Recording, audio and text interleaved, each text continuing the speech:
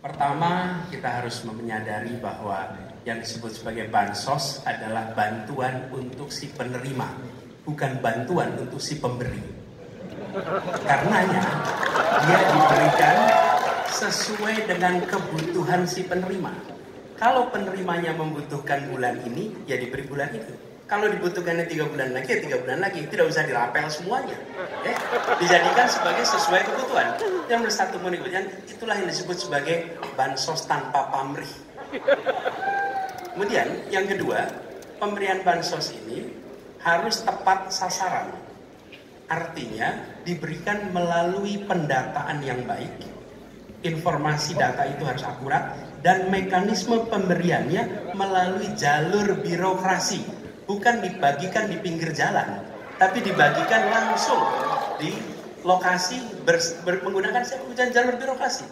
Kemudian yang ketiga, yang tidak kalah penting, ketika kita berbicara tentang bansos ini, harus bansos itu bisa dipastikan mereka yang miskin, prasejahtera itu termasuk di dalamnya. Jangan sampai mereka terlewatkan. Karena itu kami menyusun ini sebagai bagian dari perubahan adalah bansos plus, angkanya ditingkatkan, yang belum masuk masih miskin dimasukkan dan diberikan bekal pelatihan, pendampingan supaya mereka pelan-pelan bisa mandiri dan hidup lebih sejahtera.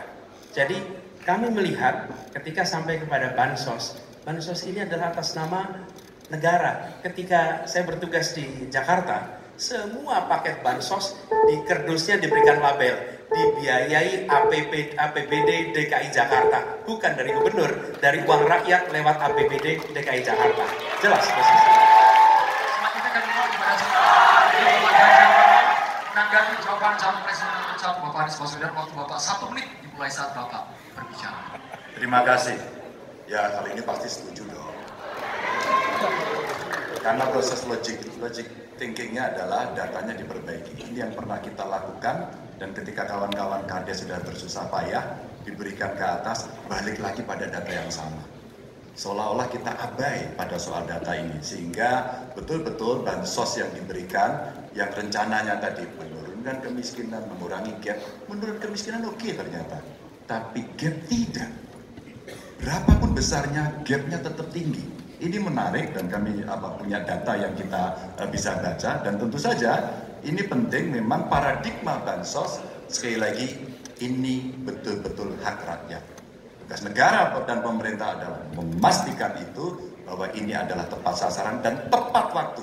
Tadi yang disampaikan betul. Dan kami berusul bantuannya ganti aja deh, bantuan kesra, karena tugas negara itu menciptakan keadilan sosial, bukan menciptakan bantuan sosial. Waktunya habis, Bapak. Sekarang Bapak Anies Baswedan langsung menanggapi jawaban dari Bapak Ganjar Pranowo. Waktu Bapak 1 menit dimulai saat Bapak berbicara. Mohon tenang hadirin sekalian. Ya, terima kasih Pak Ganjar. Dan yang dibutuhkan juga Pak Ganjar, kita harus mulai memikirkan opsi bahwa bantuan itu bisa berbentuk cash transfer, mengurangi potensi korupsi dalam pengadaan barang.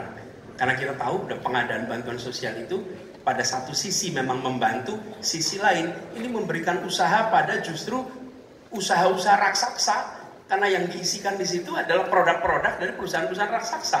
Dan ini yang menurut saya harus koreksi. Bila bantuan itu diberikan langsung dalam bentuk cash, ini salah satu yang perlu kita pertimbangkan. Mereka langsung gunakan sesuai dengan kebutuhannya. Lalu yang soal data ini sesungguhnya bisa dikerjakan bersama-sama. Kami pernah lakukan di situ, pasti sama nih banyak, berikan kepada RT, RW, mereka musyawarah mencocokkan siapa dalam daftar itu yang benar, siapa dalam daftar itu yang keliru. PKK, LMK, kemudian Karang Taruna, RT, RW, mereka bisa membantu. Datanya akurat, dananya dipakai sesuai kebutuhan. Terima kasih. Waktunya habis, Bapak. Ya, untuk sesi selanjutnya kita berikan kesempatan Capres nomor 1 untuk bertanya ke Capres nomor 2.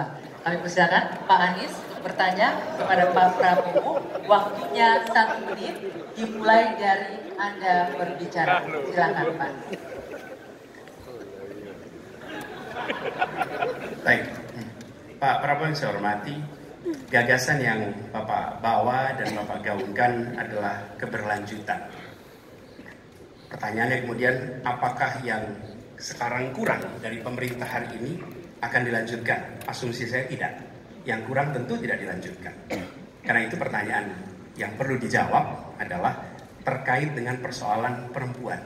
Bagi kami persoalan perempuan sangat penting. Dan karena tadi tidak ditanyakan di dalam dialog tadi, maka saya merasa perlu untuk mengangkat tema ini untuk memberikan kepada kita yang nantinya berada di puncak kepemimpinan nasional, memberikan perhatian yang serius pada persoalan perempuan. Ini persoalan yang mendasar. Pertanyaannya Pak, bisakah Bapak jelaskan apa yang kurang dalam pemberdayaan dan perlindungan perempuan sekarang dan bagaimana mengubahnya? Terima kasih.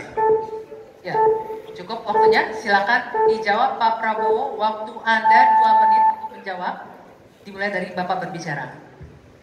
Baik, benar sekali ya, kita benar-benar melihat bahwa peranan perempuan sangat penting dalam kehidupan suatu bangsa, dan karena itu fokus saya adalah tadi ya membantu gizi makan untuk kaum ibu-ibu yang hamil. Kedua, fokus kepada pendidikan. Saya ingin membangun sekolah-sekolah unggul terpadu di tiap kabupaten, di mana